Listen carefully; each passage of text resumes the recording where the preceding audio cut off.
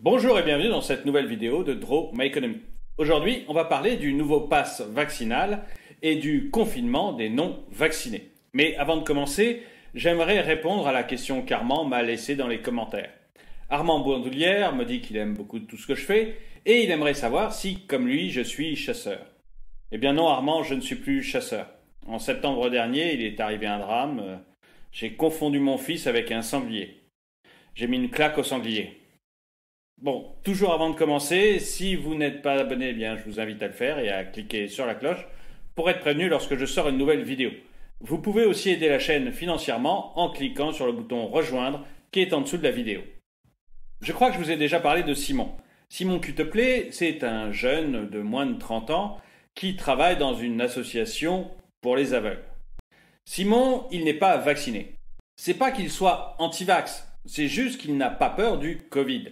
Et d'ailleurs, quand il regarde les statistiques pour sa classe d'âge, les 20-29 ans, il s'aperçoit qu'il n'y a eu que 101 morts en 22 mois.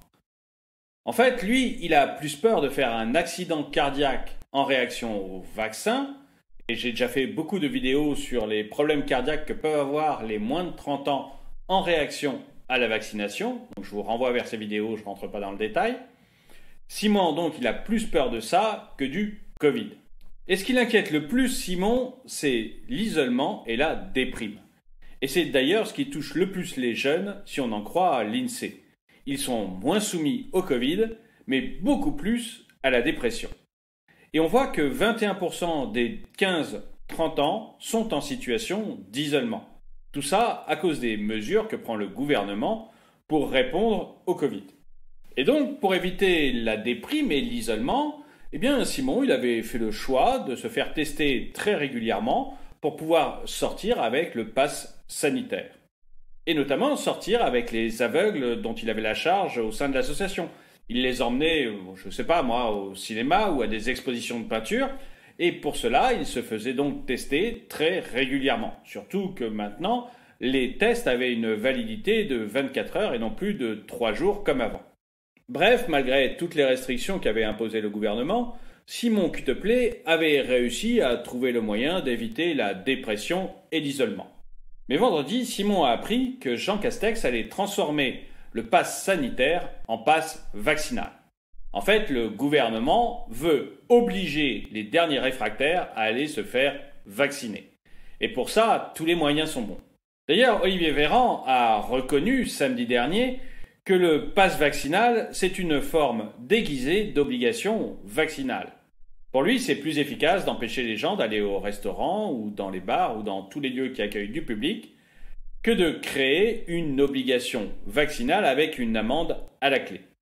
C'est aussi beaucoup moins risqué judiciairement parce que s'il y a le moindre problème, eh bien la personne est allée se faire vacciner de son plein gré. Ce n'était pas une obligation imposée par le gouvernement.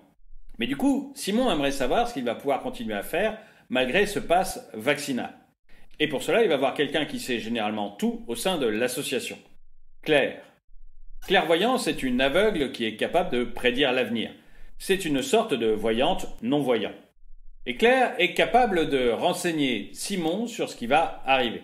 Tout d'abord, les bars et les restaurants, eh bien, c'est terminé pour les non-vaccinés, y compris en terrasse. Parce qu'on va demander maintenant le pass vaccinal à toutes les personnes qui y vont. Même chose pour les cinémas ou les lieux culturels. On demandera le pass vaccinal pour pouvoir y aller. Et le pass vaccinal, eh bien, vous ne l'aurez que si vous avez un schéma vaccinal complet. Car il ne suffira pas d'avoir uniquement la première injection. Et même chose pour les lieux de loisirs. Par exemple, si Simon va au ski en février, eh bien, il y a de bonnes chances qu'il soit obligé de présenter son pass vaccinal pour aller dans une remontée mécanique, même tout seul, même au grand air, là où finalement il n'a aucune chance de contaminer qui que ce soit. Mais l'objectif de Jean Castex ou d'Olivier Véran, ce n'est pas d'être logique, c'est uniquement de contraindre les gens à la vaccination. Simon pose alors la question des hôpitaux et des EHPAD, parce qu'il est souvent obligé d'accompagner un aveugle à l'hôpital par exemple. Eh bien, dans les hôpitaux, Simon, s'il est dans un état d'urgence, il pourra quand même y aller. Il aura quand même accès aux soins pour lui-même dans les urgences. Par contre, il ne pourra pas accompagner un de ses pensionnaires à l'hôpital. où il ne pourra pas aller pour lui-même pour des soins qui sont programmés. On ne l'acceptera que s'il l'est aux urgences. Et Simon et ses pensionnaires, ça leur pose notamment un petit problème. Par exemple, si un des aveugles dont il a la charge est mourant, eh bien Simon ne pourra pas aller voir son ami en fin de vie. Alors, les aveugles dont s'occupe Simon ne l'entendent pas de cette oreille. Ils sont bien décidés à faire valoir leurs droits. Ils vont aller manifester. Ce sera un véritable festival de Cannes. Mais Simon doute un peu de l'efficacité de cette manifestation. Et il se pose aussi la question des transports. Tous les matins, pour aller au centre des aveugles, eh bien, il doit prendre le métro. Est-ce qu'il pourra encore prendre le métro pour aller travailler? Claire lui dit que oui, que c'est probable. Parce qu'aujourd'hui, dans le métro, le RER ou les bus, on n'est pas obligé de présenter de passe sanitaire. Par contre, s'il veut faire un long trajet, eh bien, il sera obligé d'avoir le fameux passe vaccinal. Simon aimerait aussi savoir comment ça va se passer avec les enfants. Alors, Simon n'est plus un enfant, évidemment, mais parmi les aveugles dont il s'occupe, il y a un petit jeune d'une douzaine d'années. Un petit jeune d'ailleurs un peu difficile. Et Simon, pour lui, a dû adapter ses méthodes pédagogiques. Il le récompense et il le punit. Pour le récompenser, il l'amène au centre commercial. Et pour le punir, eh bien, il change les meubles de place.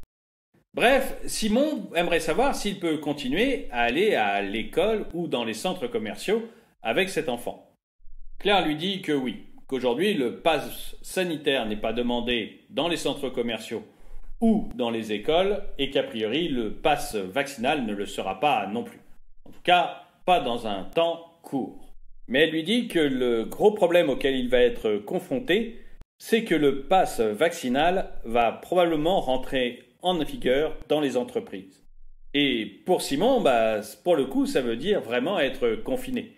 S'il ne peut pas aller dans les cinémas, les bars et tous les lieux qui accueillent du public, et qu'il ne peut même pas aller travailler à cause du pass vaccinal, eh bien il sera confiné chez lui. Et bonjour la dépression pour un jeune de moins de 30 ans. Alors, Claire lui dit que pour le moment, le gouvernement n'a pas décidé que le pass vaccinal serait obligatoire en entreprise. Mais Olivier Véran plaide très fort pour cette mise en place. Et le gouvernement, prudent, a dit qu'il laissait les députés faire leur choix et faire ce genre de propositions. Alors, comme en France, les députés obéissent servilement au président, Clairvoyance prédit sans trop de difficultés qu'il y aura une dizaine de députés qui proposeront un amendement pour que le pass vaccinal soit obligatoire en entreprise. Et celui-ci sera voté comme par magie. D'ailleurs, le calendrier arrive très vite. Dès le 20 décembre, les partenaires sociaux vont être reçus par le ministre du Travail pour discuter de ce passage au pass vaccinal. La loi sera présentée en Conseil des ministres le 5 janvier et devrait passer devant le Sénat avant le 17 janvier. En fait, le but du gouvernement, c'est que la loi soit adoptée fin janvier et mise en place début février.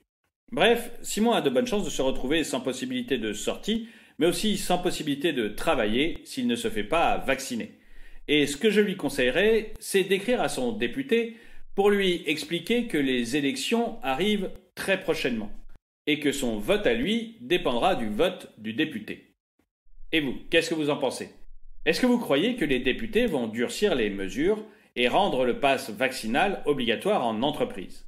Ou est-ce que vous pensez qu'ils n'oseront pas, ou même que c'est trop compliqué à faire? Dites-le moi dans les commentaires. Et le dicton du jour, un dicton de Ray Charles. Je suis aveugle, mais on trouve toujours plus malheureux que soi. J'aurais pu être noir. Merci d'avoir regardé cette vidéo, mettez-lui un pouce vers le haut, commentez-la, partagez-la. Merci à tous ceux qui soutiennent la chaîne, et je vous dis à très bientôt.